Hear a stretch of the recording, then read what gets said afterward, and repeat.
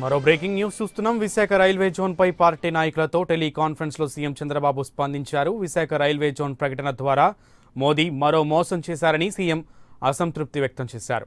Cargo రాబడి ఒడిశాకు, passenger రాబడి మనకు ఇచ్చి మోడీ తనదైన మార్కు మోసం చేశారన్నారు. ఈ జోన్ ప్రకటనతో ఏపీకి 7,000 కోట్ల రూపాయల రాబడి పోగొట్టారని చంద్రబాబు అన్నారు. రాష్ట్రంలో అన్ని స్టేషన్లు మన జోన్కు ఇవ్వలేదని అన్నారు. విశాఖ రైల్వే జోన్ ప్రకటన బీజేపీ చేసిన మరో దుర్మార్గపు చర్యగా భావించాలని, కేంద్రం చేసిన మోసాన్ని ప్రజల్లోకి తీసుకువెళ్లాలని సీఎం శ్రేణులకు సూచించారు. వైజాగ్ జోన్ ప్రకటించగానే వైసీపీ, బీజేపీ నేతలు సంబరాలు చేసుకోవడం హాస్యాస్పదమని చంద్రబాబు అన్నారు. ప్రధాని పర్యటన సందర్భంగా రేపు నల్ల జెండాలు, నల్ల బెలూన్లు, నల్ల చొక్కాలతో నిరసన ప్రదర్శనలు చేయాలని కార్యకర్తలకు, నాయకులకు పిలుపునిచ్చారు.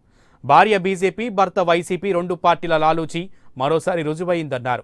ఏపీలో అడుగు పెట్టే హక్కు మోదీకి లేదని, హామీలన్నీ నెరవేర్చాకే మన గడ్డపై అడుగు పెట్టాలని సీఎం పునరుద్ఘాటించారు. చంద్రబాబు వ్యాఖ్యలకు సంబంధించి మరింత సమాచారం మా ఇన్పుట్ ఎడిటర్ శ్రీనివాస్ అందిస్తారు ఫోన్ లైన్లో. శ్రీనివాస్, చెప్పండి.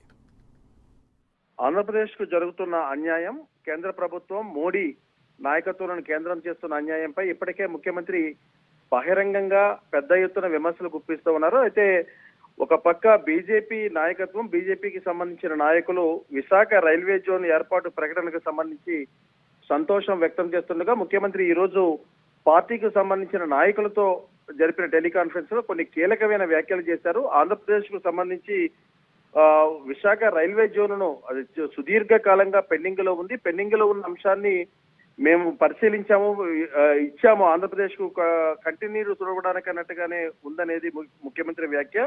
దీంతో పాటు విశాఖ రైల్వే జోన్ ఏర్పాటు చేయడం ఒకైతే కార్గో రాబడి విశాఖ రైల్వే జోన్ కు సంబంధించి కార్గో రాబడి ద్వారానే పెద్ద ఎత్తున ఆదాయం సమకూరే అవకాశం ఉంది. అయితే ఈ ఆదాయం ఆంధ్రప్రదేశ్ కు రాకుండా ఒడిశాకు వెళ్లిపోయేలా కేంద్రం కుట్ర పన్నిందనేది ముఖ్యమంత్రి చేసిన ప్రధాన ఆరోపణ. దీంతో పాటు ఇప్పటికే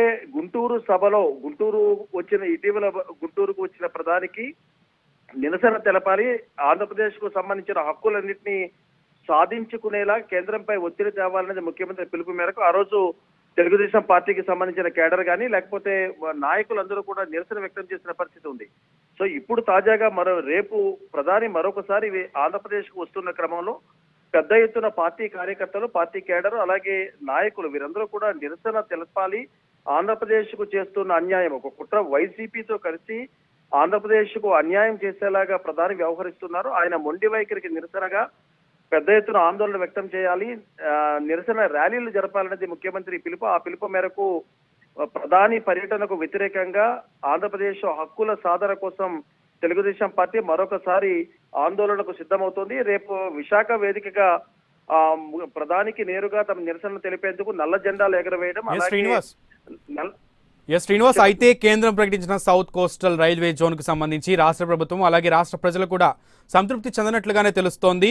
మరి దీనిపై కేంద్రం ఏమైనా పునరాలోచన చేసే అవకాశం ఉందా మోడీ పర్యటన నేపథ్యంలో? మోడీ పర్యటనకు ముందే, అంటే 4-5 రోజుల క్రితం నుండి ఈ విశాఖ రైల్వే జోన్ ఏర్పాటుకు సంబంధించి కొంత కసరత్తు జరుగుతుంది. కేంద్రం సానుకూలంగా స్పందిస్తుందని అందరూ ఆశాభావాన్ని వ్యక్తం చేసిన పరిస్థితి. అయితే అందరి ఆశయాలకు భిన్నంగా కేంద్రం కుట్ర దీనిలో చాలా స్పష్టంగా కనిపిస్తోంది. దానినే తెలుగుదేశం పార్టీ ఇప్పుడు ఎండగట్టే ప్రయత్నం చేస్తుంది. అయితే ఇప్పుడు రాష్ట్రంలోని వైసీపీ మాత్రం కేంద్రం తీసుకున్న నిర్ణయాన్ని సమర్థిస్తూ ముందుకు సాగుతున్న పరిస్థితుల్లో టీడీపీ పూర్తి స్థాయిలో ప్రధాని తీసుకున్న నిర్ణయాన్ని కేంద్ర మంత్రి నిన్న పీయూష్ గోయల్ చేసిన ప్రకటన తర్వాత ఒక్కరొక్కరుగా ఆంధ్రప్రదేశ్ కు సంబంధించిన మంత్రులు కానీ, ముఖ్యమైన నాయకులు కానీ, ఎంపీలు వీరందరూ కూడా ట్విట్టర్ ద్వారా, ఇతర వేదికల ద్వారా తమ నిరసనను వ్యక్తం చేస్తూ ఉన్నారు. సుమారు 7,000 కోట్ల రూపాయల ఆదాయం ఒక్క కార్గో రవాణా ద్వారా విశాఖ రైల్వే జోన్ కు వచ్చే అవకాశం ఉంది. అయితే దానిని ఒడిశాకు అప్పగించడం అంటే ఖచ్చితంగా ఆంధ్రప్రదేశ్ కు అన్యాయం చేయడమే. ఇదే విషయాన్ని ఇటు కేంద్రం ముఖ్యమంత్రి ఇప్పటికే ఢిల్లీ వేదికగా అనేక పోరాటాలు సాగిస్తూ ఉన్నారు. మరొకసారి ఢిల్లీ వేదికగానే జాతీయ స్థాయి నాయకులందరితో కలిపి కేంద్రంపై ఒత్తిడి తెచ్చేందుకు ముఖ్యమంత్రి ఆలోచన చేస్తూ ఉన్నారు. పార్టీకి సంబంధించిన ముఖ్య నేతలతో కూడా ఈ రోజు ఈ మేరకు సమాలోచనలు చేసినట్టు సమాచారం ఉంది. Right Srinivas, thank you for the update.